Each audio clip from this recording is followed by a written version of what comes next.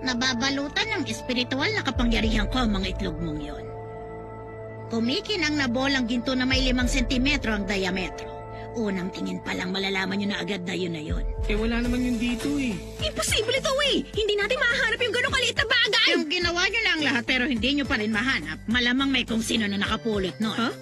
Punong-puno ng makapangyarihang enerhiya ng buhay ang bolang yon. At naaakit ang mga espiritu at halimaw na yokai sa mga ganyan.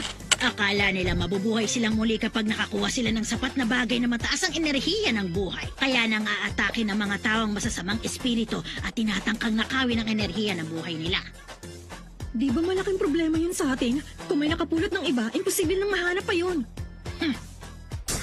Ano ngayon? Wala naman akong paki dun eh.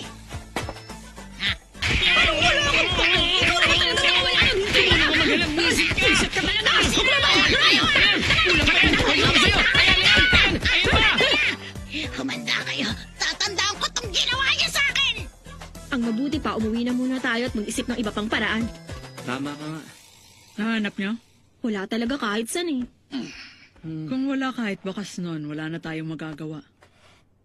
Magtatanong din ako sa mga kakilala ko kung may balitang itlog ba sila. Balitang itlog? Nga pala, paalala lang, huwag mong kalilimutan na nasa